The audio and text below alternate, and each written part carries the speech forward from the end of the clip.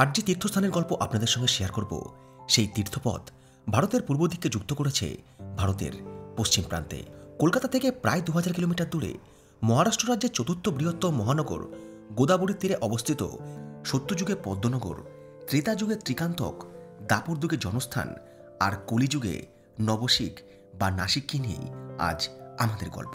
কথিত আছে রামায়ণে শ্রীরামচন্দ্র, সীতা এবং লক্ষ্মণ 14 বছর বনবাসের অনেকটা সময়ে এই নাসিকে অতিবাহিত করেছিলেন।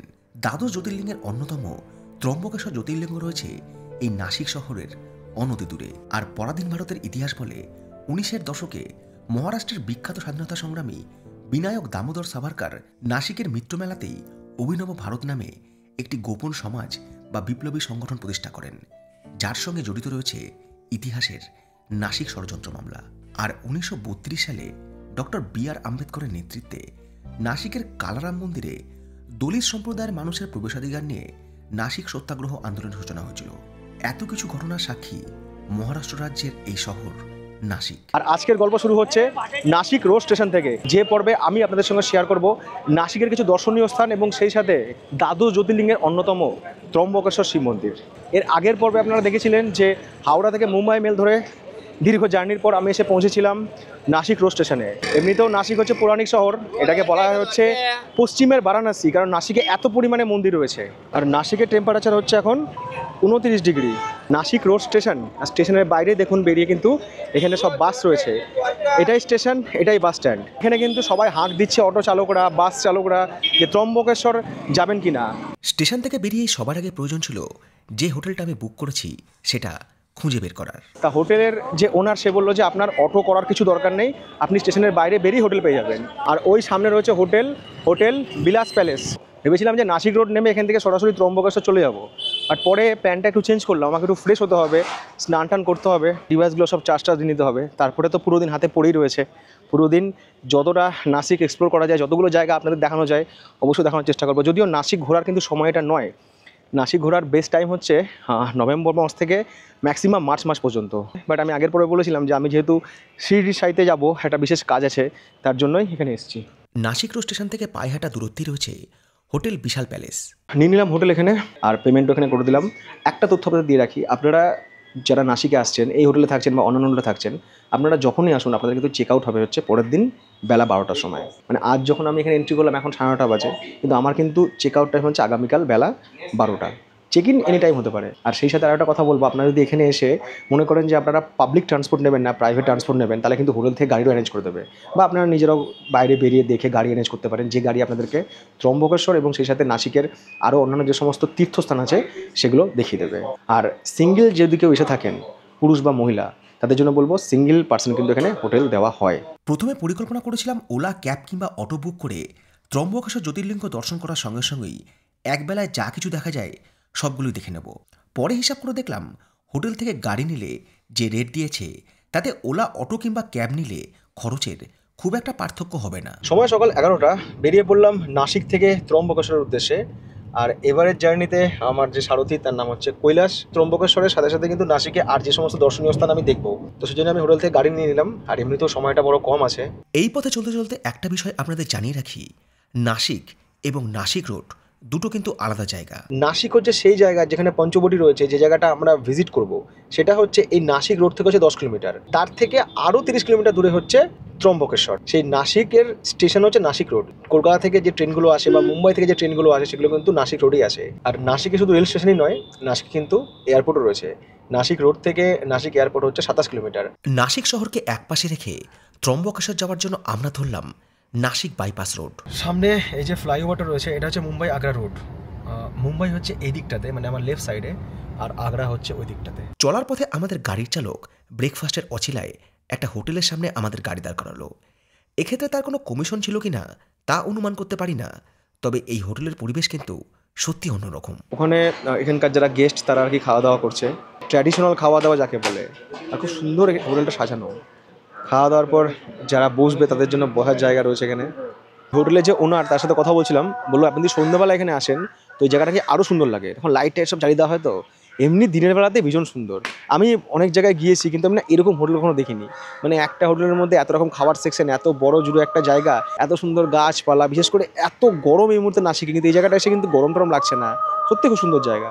আমরা দেখি না যে অনেক জায়গায় দুর্গাপুজোর থিম বা কোনো একটা পুজোর বড় থিম, যেখানে একটা গ্রামীণ পরিবেশ বা গ্রামীণ সংস্কৃতিকে ফুটিয়ে তোলা হয়, এই হোটেলটাতেও কিন্তু সেরকমই ফুটিয়ে তোলা হয়েছে। যারা বার্থডে পার্টি সেলিব্রেট করতে চায় তাদের জন্য জায়গা রয়েছে এখানে। এটা ওপেন হয়ে হচ্ছে সকাল 10:30টার সময় আর বন্ধ হয়ে হচ্ছে রাত 10টার সময়। এখানে এরকম একটা বড় দোলনা রয়েছে, ওইদিকে কাঠের জালে রান্না হচ্ছে, ওদিকে গোশালাও রয়েছে, গরুও রয়েছে সেখানে। এখানে আবার হাঁস চড়ছে, এরকম বড় বড় তামার পাত্র। এটা হচ্ছে এখানকার ওয়াশ বেসিন। এটা হচ্ছে এখানকার non veg section, chicken, mutton, biryani সব রকম আইটেম আছে। এই যে সেকশনটা রয়েছে এখানকার, এখানে কিন্তু শুধুমাত্র মহারাষ্ট্রিয়ান খাবার পাওয়া যায়। এখানে পেড়া বিক্রি করা হচ্ছে। এই পার্কে বাচ্চাদের জন্য টয় ট্রেনও রয়েছে। স্পা করাতে চান, ফিশ স্পা, সেই ফিশ স্পায়েরও ব্যবস্থা রয়েছে। মাথার চেয়ার রয়েছে। যারা নাসিক আসছেন এবং নাসিক থেকে আপনাদের ত্রম্বকেশ্বর যাচ্ছেন বা ত্রম্বকেশ্বর থেকে নাসিকে আসছেন, তারা একবার এখানে সম্ভব হলে স্টে করেন, অন্তত এক কাপ চা খাওয়ার জন্য। আশা করি এখানকার যে পরিবেশ, এখানকার যে অ্যাম্বিয়েন্স, সেটা ভালো লাগবে। এই হচ্ছে এখানকার লোকাল ফুড। যারা নাসিকের আর কি মানুষজন, তারা এটা দিয়ে আর কি ব্রেকফাস্ট সারে। আমরা যেমন লুচি, পুরি, সবজি, ডালপুরি, মুড়ি, ঘুগনি, নানা রকম আমাদের অনেক রকম আইটেম দিয়ে ব্রেকফাস্ট সারি। তো এটা হচ্ছে এখানকার আইটেম। এই আইটেমটাকে বলা হচ্ছে মিসাল পাও। মিসাল পাও হচ্ছে পাউরুটির সঙ্গে একটু স্পাইসি কারি, নর্মালি তৈরি হয় মোথ বিনস দিয়ে। অনেকটা মুম্বাইয়ের পাওভাজির মতো, কিন্তু ঝাল, খুবই ঝাল। খাওয়া দাওয়ার পর্ব শেষ। এখানে ওই মিসাল পাও যে খাবারটা খেলাম, ওটার দাম হচ্ছে 100 টাকা, আর চায়ের দাম হচ্ছে 20 টাকা, জিএসটিও রয়েছে। সব মিলে এখানে বিল হচ্ছে 126 টাকা। খাওয়া দাওয়ার পর্ব শেষ করে আবারও রওনা দিলাম ত্রম্বকেশ্বরের উদ্দেশ্যে। অন্যান্য জ্যোতির্লিঙ্গের মতোই এই ত্রম্বকেশ্বর জ্যোতির্লিঙ্গ সৃষ্টির পেছনেও একটি কাহিনী রয়েছে। পুরাণ বলে দেবাদিদেব মহাদেব, অর্থাৎ যিনি মহাদেব তিনি আদি, তিনি প্রথম। তাই উত্তরাখণ্ডের কেদারনাথ থেকে দক্ষিণে রামেশ্বরম, পূর্বে বাবা বৈদ্যনাথ থেকে পশ্চিমে সোমনাথ, 12টা জ্যোতির্লিঙ্গে মহাদেবের বিস্তার। ত্রম্বকেশ্বর হচ্ছে তার মধ্যে একটি। ব্রহ্মগিরি, নীলগিরি এবং কালাগিরি 3 পাহাড়ের ঠিক মাঝখানে অবস্থিত। পৌরাণিক কাহিনী অনুসারে এই ব্রহ্মগিরি পর্বতে বাস করতেন ঋষি গৌতম এবং তার স্ত্রী অহল্যা। পূজাপাঠের পাশাপাশি তারা চাষাবাদ করে নিজেদের জীবন অতিবাহিত করতেন।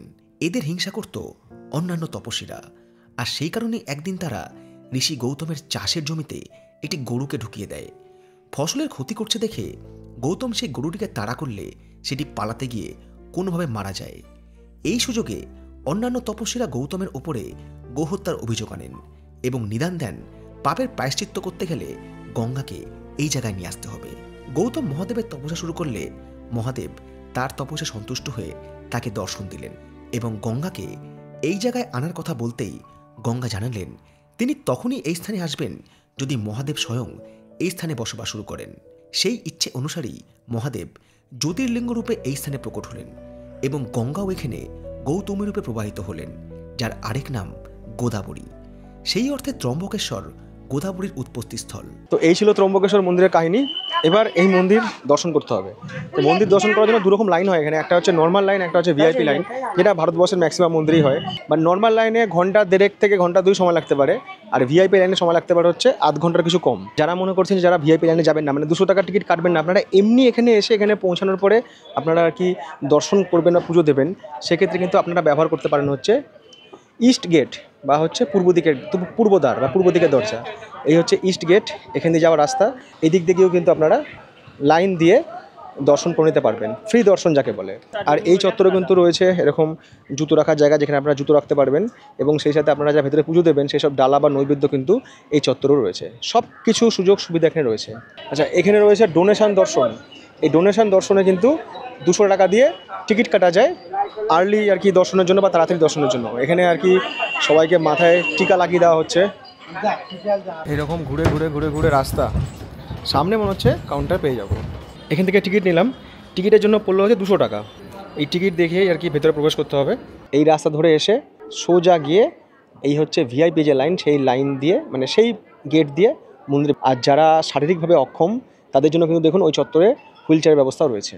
ত্রম্বকেশ্বরের অর্থ হচ্ছে 3। মন্দিরের ভেতরে যে শিবলিঙ্গ রয়েছে তার 3টি অংশে ব্রহ্মা, বিষ্ণু এবং মহেশ্বর 3 দেবতার একই সঙ্গে পুজো করা হয়। এই মন্দির ঠিক কত বছরের প্রাচীন তা অনুমান করা যায় না, তবে এখন যে পরিকাঠামোটি রয়েছে সেটি 1740 থেকে 1760 সালের মধ্যে পেশোয়া তৃতীয় বাজিরাও নির্মাণ করেন। পুরো কালো পাথরে নির্মিত এই মন্দিরটি নির্মাণে সেই সময় খরচ হয়েছিল প্রায় 16 লক্ষ টাকা। যাদের মাঙ্গলিক, কালসর্প এই ধরনের বিভিন্ন দোষ রয়েছে, সেই দোষ কাটানো হয় এই মন্দির প্রাঙ্গণে বিভিন্ন পূজা অর্চনার মধ্যে দিয়ে। এছাড়াও নিয়মিত এই মন্দিরে চতুর্বেদ অর্থাৎ ঋক, সাম, যজু, অথর্বও পাঠ করা হয়। এই মন্দির দর্শনের ক্ষেত্রে কিন্তু ক্যামেরা বা মোবাইল হচ্ছে অ্যালাউ। যারা ফ্রি লাইনে দাঁড়াবেন তাদের ক্ষেত্রে কিন্তু এরকম কিছু লাইন পড়ে বাইরে থেকে, এই হচ্ছে পুরো লাইন যেটা আস্তে আস্তে মন্দিরের ভেতরে যাচ্ছে। আর যদি আপনি ভিআইপি টিকিট কেটে আসেন, আমি যেহেতু ভিআইপি টিকিট কেটে এলাম, আমার সময় লাগলো 10 মিনিটেরও কম। এবার মন্দিরের ভেতরে কী হলো বলি আপনাদেরকে। ভিআইপি লাইনে তো ঢুকলাম, ঢোকার পরে মানে ভিআইপি লাইনে এলে লাইন প্রায় নেই বললেই চলে, একদম ঝটাঝট ঢুকলাম একদম মন্দিরের দরজায়। ঢুকে জাস্ট 10 পা যাওয়ার পরে সেই গর্ভগৃহ, যেখানে সেই শিবলিঙ্গ রয়েছে, যেটা আপনাদেরকে আমি ছবিটা এখন দেখাচ্ছি, সেই শিবলিঙ্গটা রয়েছে ওখানে 2 থেকে 3 সেকেন্ড, তারও কম সময় আমরা দাঁড়াতে দিল, বলে চলে যান। যারা ভেতরে পুজো করতে চান, এখানে কিন্তু পান্ডারা রয়েছে, তারা কিন্তু ভেতরে পুজো করতেও পারেন। ভেতরে কিন্তু পুজো করা হচ্ছে, সামনে একটা বড় জায়গা রয়েছে যেখানে সবাই পুজো করছে। সেক্ষেত্রে অনেকক্ষণ ধরে মন্দিরের ভেতরে থাকতে পারবেন না, দর্শন করতে পারবেন। আমার তো কুইক দর্শন ছিল, কুইক দর্শন করে আর কি বেরিয়ে চলে এলাম। ভেতরে পানীয় জলের ব্যবস্থা রয়েছে, যদি আপনাদের জল তেষ্টা পায়, কারণ অনেকক্ষণ লাইনে দাঁড়াতে হবে। আর এমনিতে এখন এই জায়গাতে প্রচুর গরম। এই যে দাঁড়িয়ে আছি না, এই যে পায়ের নিচের এই যে পাথর, পা পুরো পুড়ে যাচ্ছে, ওই জন্য হাঁটার জন্য এরকম কার্পেট পাতা রয়েছে। মন্দিরে পুজো দেবেন, সেই পুজোর যে ডালা বা পুজোর নৈবেদ্য কিন্তু মন্দিরের সামনে আর কি বিক্রি হচ্ছে। পুজো দেওয়ার সঙ্গে সঙ্গে ভোজন পানীয় সব কিছু কিন্তু ব্যবস্থা রয়েছে। আর মন্দির চত্বরের আশেপাশেও কিন্তু হোটেল রয়েছে। যদি আপনারা কেউ মনে করেন যে আপনারা নাসিক থাকবেন না, আপনারা ত্রম্বকেশ্বরে থাকবেন, পুজো টুজো দেবেন বা একটা দিন এখানে কাটাবেন, সেক্ষেত্রে আমি বলবো যে ত্রম্বকেশ্বরেও কিন্তু প্রচুর হোটেল রয়েছে থাকার জন্য। এবং প্রিমিয়াম থেকে লাক্সারি থেকে বাজেট সব ক্যাটাগরির কিন্তু হোটেল আছে এখানে। দ্বাদশ জ্যোতির্লিঙ্গের মধ্যে একমাত্র কেদারনাথটাই সবথেকে কঠিন, সবথেকে চড়াই, কষ্টকর। বাকি যে 11টা জ্যোতির্লিঙ্গ রয়েছে সেখানে পৌঁছানো খুবই সহজ। আপনারা 2 দিন বা 3 দিনের প্রোগ্রামে কিন্তু খুব সহজেই ত্রম্বকেশ্বর, নাসিক এবং সেই সাথে শিরডিকে অ্যাড করে কিন্তু আপনারা দুর্দান্ত একটা প্রোগ্রাম বানাতে পারেন। এটা হচ্ছে এখানকার শ্মশান। এই পুরো জায়গাটাই হচ্ছে শ্মশান, যেটা ত্রম্বকেশ্বর মন্দিরের সামনে রয়েছে। আর এখানে 2টো নদীর সঙ্গমস্থল, অহল্যা আর হচ্ছে গোদাবরী। এখানে রয়েছে শ্মশান ভূমি। আমি গাড়ির পার্কিং খুঁজতে গিয়ে না ভুল করে শ্মশানে চলে এসেছি। আমি ভাবছি এসে যে কী ব্যাপার, তাড়াতাড়ি শ্মশানে তো যেতেই হবে, কিন্তু তাড়াতাড়ি করে চলে এলাম। আরও তো কিছুদিন বাঁচতে হবে, অ্যাটলিস্ট 1 মিলিয়নে পৌঁছানোর পর তারপরে শ্মশানে যাবো, অসুবিধা নেই। আমরা যারা রামায়ণ পড়েছি বা রামায়ণ সম্পর্কে একটু জানি, তারা হনুমানজির কথা সবাই জানি। যারা অযোধ্যা বেড়াতে যায় তারা হনুমানগড়ি তো অবশ্যই দেখি, মানে হনুমানগড়ি দেখার পরে তারপরে আমরা অযোধ্যা রাম মন্দির দর্শন করি, এটাই নিয়ম। তো সেই হনুমানের জন্মস্থান রয়েছে এই নাসিকে, ত্রম্বকেশ্বরের মন্দির থেকেও কাছেই। তো এবার আমরা সেটা দেখতে যাচ্ছি। 2 দিন আগে হনুমান জয়ন্তী ছিল, সেই হনুমান জয়ন্তীতে এই হনুমান জন্মস্থানের যে মন্দির রয়েছে সেটাকে খুব সুন্দর করে সাজানো হয়েছিল। তার এখনও আর কি ছাপ রয়েছে, প্যান্ডেল রয়েছে, কার্পেট রয়েছে, মানে বড়সড় একটা অনুষ্ঠান এখানে আর কি হয়েছিল। পুরাণে বলা হয়েছে হনুমানের মাতা অঞ্জনা দেবী ছিলেন মহর্ষি গৌতম ও অহল্যার কন্যা। এই ব্রহ্মগিরি পর্বতের পাশেই রয়েছে অঞ্জনেরী পাহাড়। প্রায় 7000 বছর ধরে কঠিন তপস্যার পর শিবের আশীর্বাদে হনুমানকে তার পুত্ররূপে লাভ করেছিলেন অঞ্জনা দেবী। পাহাড়ের কোলেই রয়েছে অঞ্জনেরী গ্রাম এবং তার উপরে অঞ্জনেরী দুর্গ, গুহা এবং মন্দির। তবে এই পাহাড়ি পথে গাড়ি চলাচল করে না, ট্রেকিং করে উঠতে হয়, আবার ফিরেও আসতে হয়। এর জন্য প্রয়োজন হয় অতিরিক্ত একটা বেলার। ঠিক সেই কারণেই সমতলে হনুমানজির মন্দির তৈরি করা হয়েছে, যাতে সকল ভক্ত থেকে শুরু করে দর্শনার্থীরা খুব সহজেই তাদের আরাধ্য দেবতাকে দর্শন করতে পারে। হনুমান মন্দির এটা, সবাই এখানেই পুজো দেয়, এখানে হনুমানের মূর্তিও আছে। কিন্তু হনুমান যে জন্মস্থান, যেখানে হনুমানের অ্যাকচুয়াল জন্মস্থান, সেটা কিন্তু হচ্ছে এখান থেকে প্রায় 7 কিলোমিটার দূরে পাহাড়ের ওপরে একটা মন্দির রয়েছে। তার জন্মের সময়কার যে বিভিন্ন চিহ্ন, পায়ের ছাপটা, সেখানে একটা ছোট্ট সরোবর মতো রয়েছে, সব কিছু রয়েছে সেখানে। আর সেটা কিন্তু পুরোটা গাড়ি যায় না, কিছুটা রাস্তা গাড়ি যাবে, বাকিটা রাস্তা কিন্তু ট্রেক করে বা হেঁটে উঠতে হবে, মানে সিঁড়ি রয়েছে, সেই সিঁড়ি দিয়ে হেঁটে উঠতে হবে। আমাদের পরবর্তী গন্তব্য ছিল সুলা ভিনিয়ার্ডস।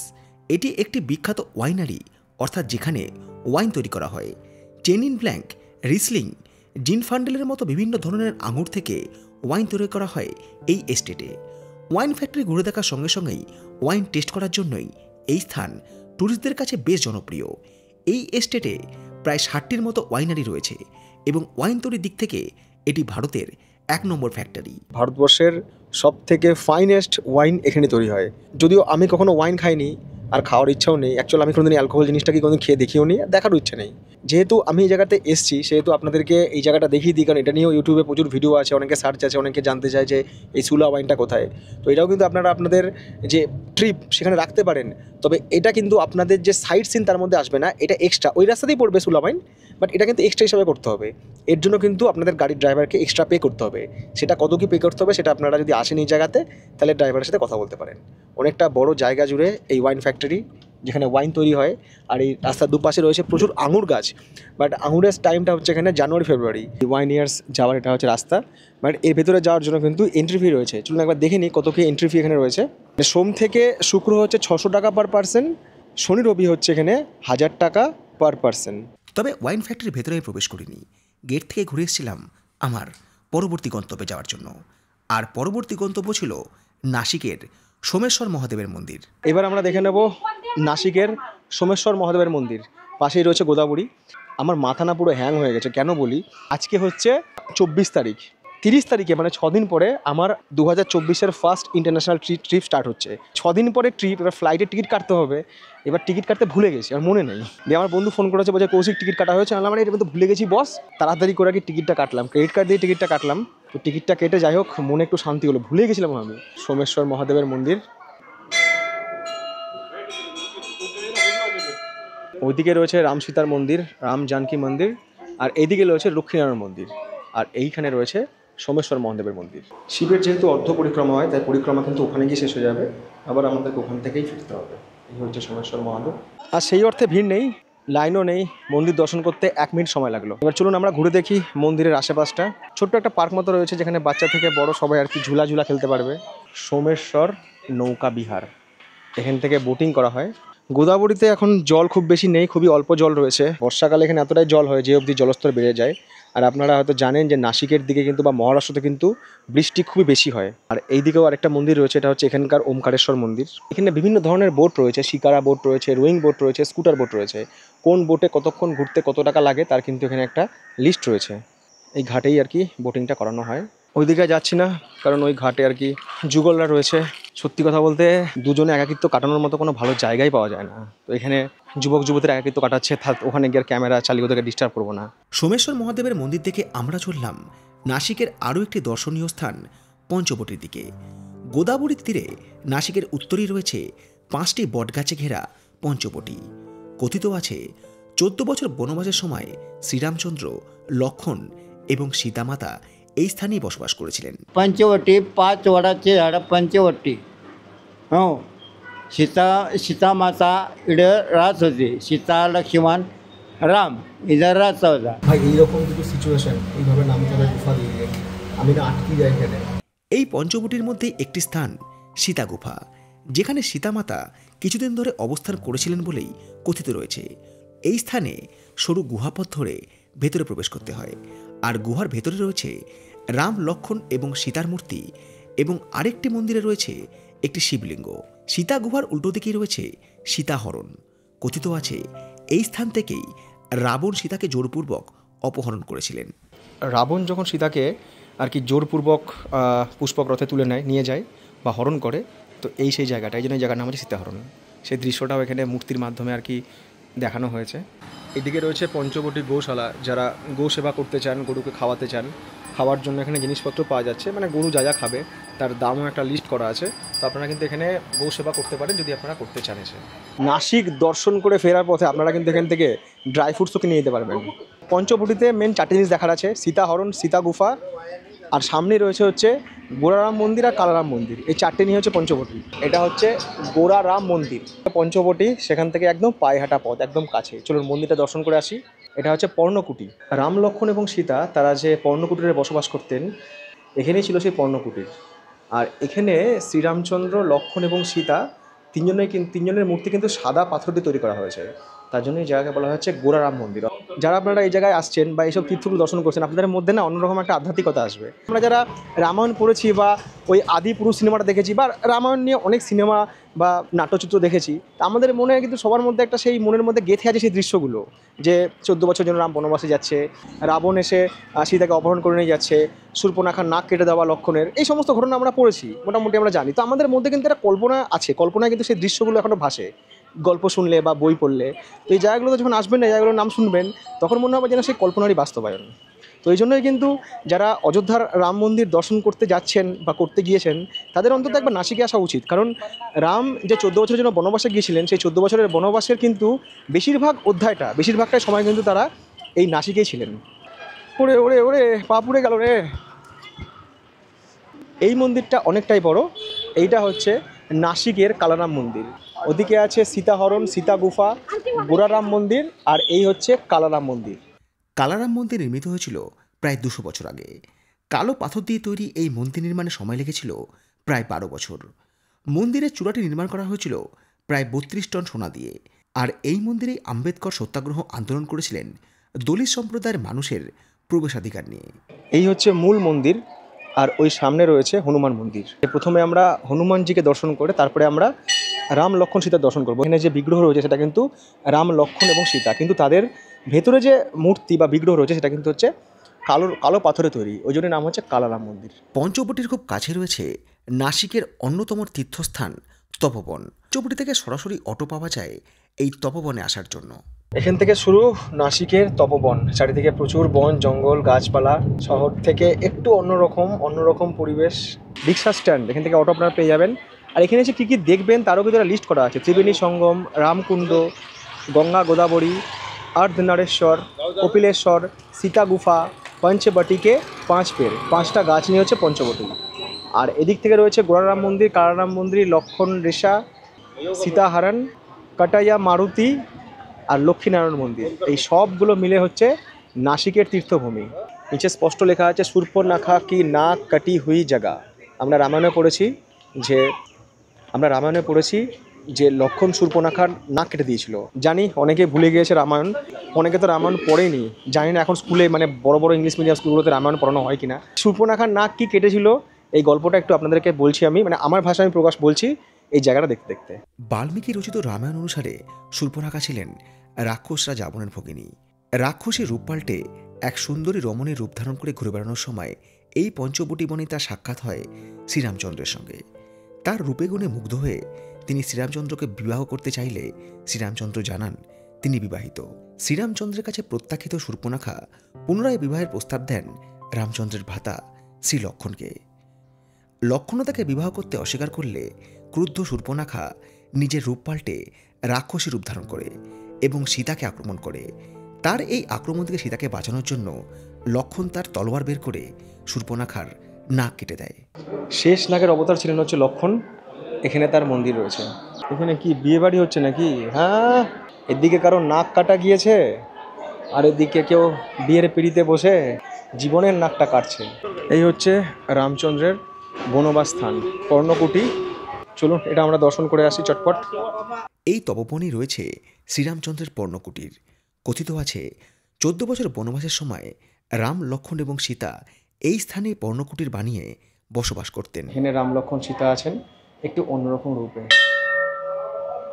তখন তো আর কুটির এরকম ছিল না, তখন অন্যরকম ছিল, পরে এটাকে মন্দির হিসাবে তৈরি করা হয়েছে। এদিক থেকে বয়ে আসছে গোদাবরী নদী। যে গোদাবরী নদীকে আমরা সোমেশ্বর মহাদেব যখন দেখলাম সেখানে দেখেছি গোদাবরীতে এখন জল টল তো কিছু নেই। যদি এখানে জল থাকতো তাহলে এই নদীর দৃশ্য আরও অন্যরকম হতো। ওদিক থেকে আসছে কপিলা নদী, সেখানেও এখন জল নেই। কপিলা আর গোদাবরী দুই মিশে এখানে তৈরি হচ্ছে সঙ্গম। প্রত্যেক 12 বছর অন্তর ভারতবর্ষের 4টি জায়গায় কুম্ভ মেলা হয়, মহাকুম্ভ যাকে বলে। তো এই নাসিকও হচ্ছে একটা জায়গা যেখানে এই মহাকুম্ভের আয়োজন করা হয়। মহাকুম্ভ মেলাটা হয় কিন্তু হচ্ছে এই জায়গাতে, এই যে সঙ্গম এখানে। जब रामचंद्र भगवान वनवास में आए तो उन्होंने सीता माता को आदेश दिया, आपका मूल रूप अग्नि में गुप्त रखो। तो ब्रह्मदेव, शंकर और विष्णु 3 भगवान को साक्षी रख के सीता माता ये जगह पे अग्नि में गुप्त हो गई। शूर्पणखा, लक्ष्मण जी ने नाक कान काटा, मूल जगह।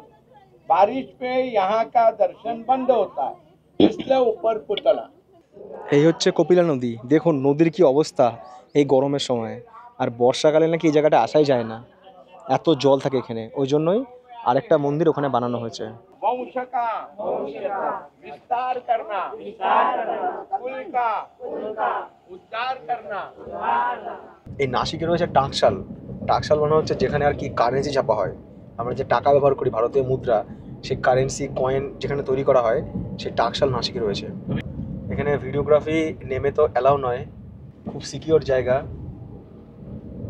এই যে কারেন্সি নোট ফ্রেশ।